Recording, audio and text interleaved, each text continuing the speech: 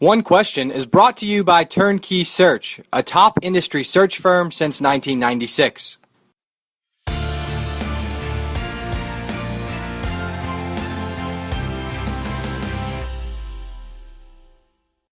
Wright Waters is back on One Question. It's been about a year, I guess, since we talked last. Wright is the executive director of the Football Bowl Association, of course, former Sun Belt commissioner and general longtime power broker in this industry. So, Wright, as I noted to you, Wright, I don't have a specific topic of conversation. I just wanted to catch up, and I'll let you run with maybe what's top of mind for you throughout the industry since we talked last. And it's bowl season again, so I imagine that's one big item on your plate. Well, you're absolutely right, Matt. You know, it's the good news is after 2 years of not having enough bowl-eligible teams, we were actually 3 over this year, which is good news for the enterprise, bad news for the 3 teams that got left at home and had qualified and didn't have a place to play a bowl game. We always feel really bad about those teams. But I do think we're getting a better handle on how many bowls we need. And the NCAA will be coming out after the first of the year with a look at historical averages by conference of the number of bowl-eligible teams as we move into the next certification cycle. So I think we'll be able to hit that number probably a little more with a little more accuracy.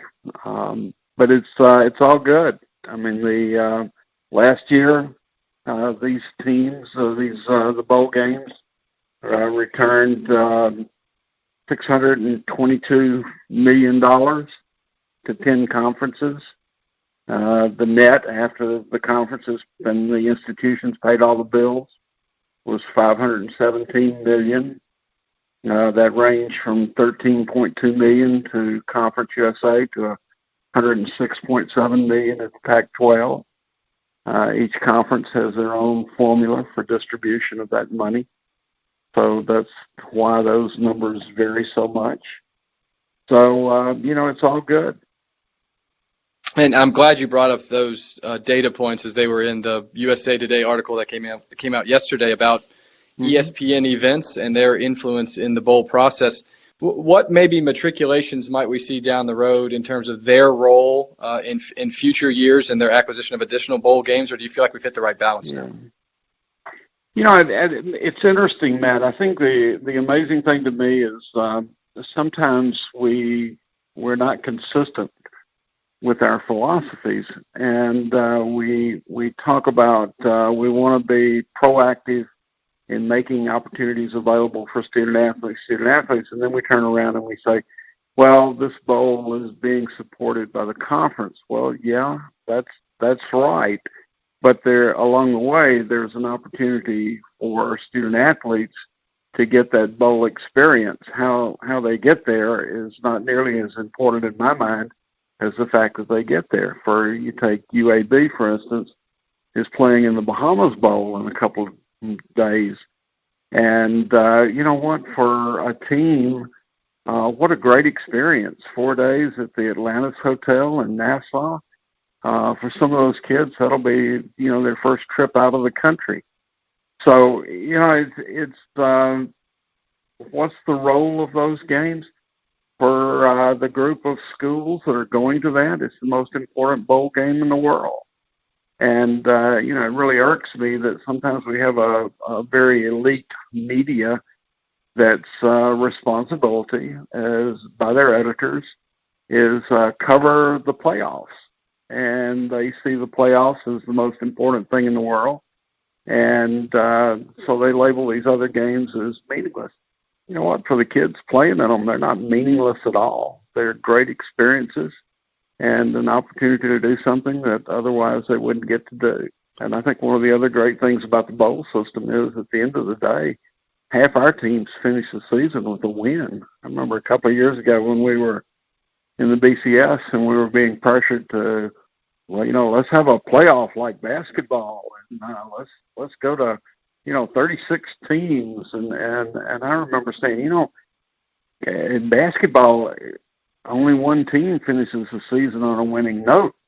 Maybe basketball ought to think about coming and looking at the football model, because the football model has so much influence on the regular season.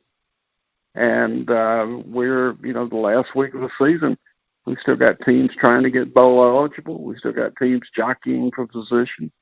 So a lot of good things happening. The value of the student athlete experience in postseason, which, look, the national media, that's not going to draw eyeballs, and we know what their business models are to a degree, but it's a real thing, and it's something that we continue to try to promote at the NCAA, and those of us connected to the industry certainly continue to try to promote. I'm curious, you mentioned how half of our teams or half of the bowl teams end up with a win at the end of the season, go into the offseason with a lot of momentum.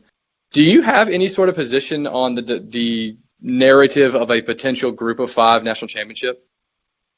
I looked at it when I was still involved as a conference commissioner, and I think at the time that we had worked too hard to get included into the BCS.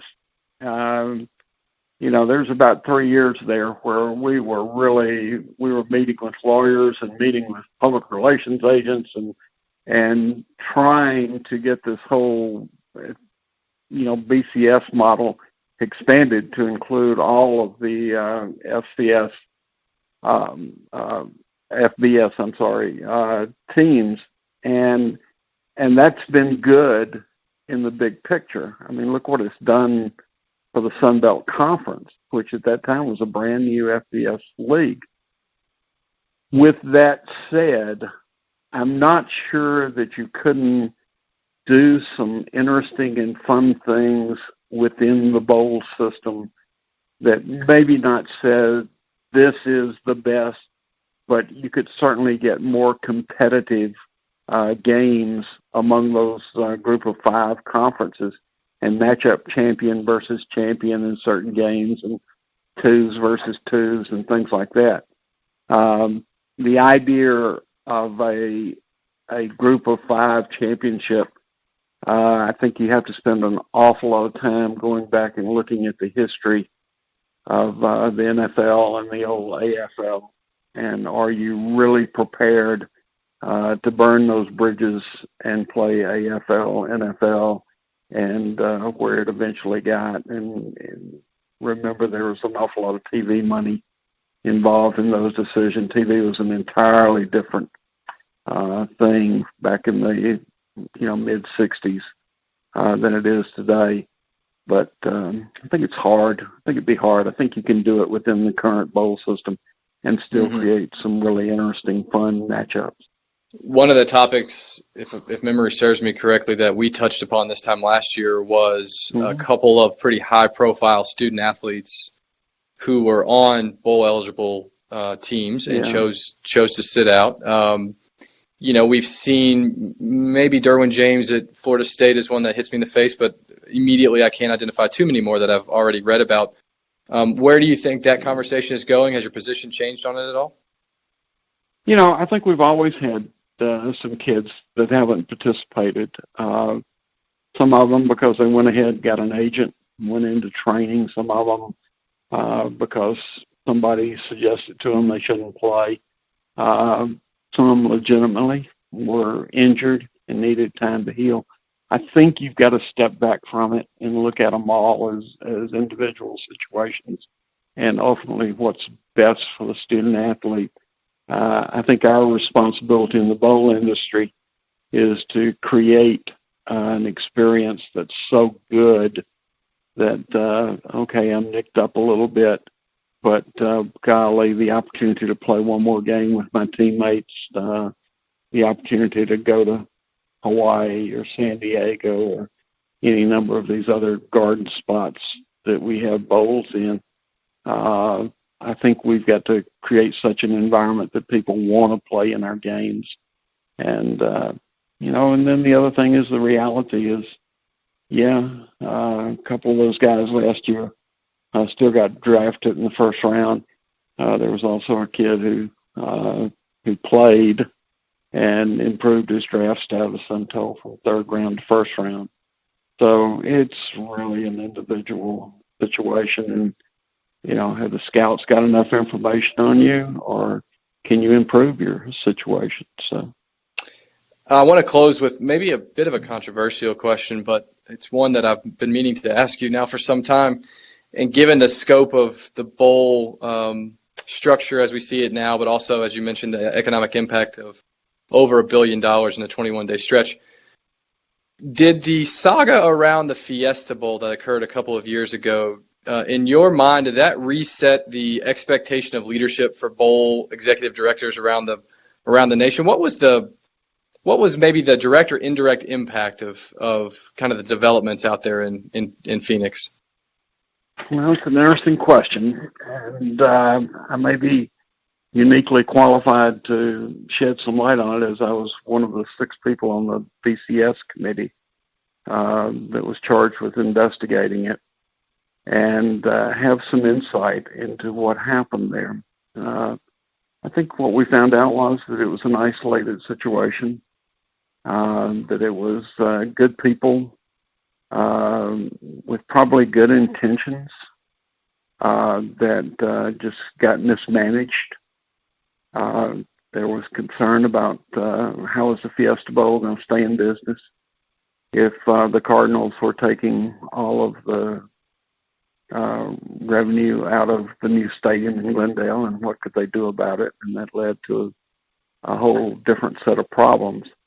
I think it's made the bowl industry stronger. Probably a little known fact, the NCAA audits 6-7 bowls each year to examine their governance and everything from how are you signing off on the expense accounts to, how do you vote?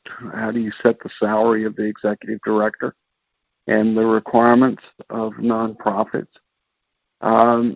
So it's made us stronger. The FBA is better organized as an organization than it was in 2009. In our annual meeting, we're addressing an awful lot of these kind of questions. We've spent a lot of time talking about unrelated business income here in the last year, and what's the effect of it, and how do you make sure that you're within the IRS guidelines for nonprofits with it. So, it's the answer to your question. Has it reset? I don't know that it's reset, but I know that it has strengthened, and it has made the bowls look at an awful lot of issues that they had not looked at previously. Now, with all of that said, there's still a lot of things that need to be done. But I am amazed almost every day by the disconnect between the bowls and the NCAA. And we forget that the bowls are not members of the NCAA, but they are governed by a set of regulations produced by the NCAA. And not until this year did we get a person on a member of the active NCAA committee that governs the bowl to at least give the input and the position of the bowls. So we're working every day to improve that communication, but we still have a long way to go with it. And that's today's One Question, brought to you by Turnkey Search, a top industry search firm since 1996. One Question is designed to give D1 Ticker subscribers valuable insights on how executive leaders in college athletics think about key issues on their respective campuses, in their departments, or within their leagues and conferences. One Question is brought to you by Turnkey Search, a top industry search firm since 1996.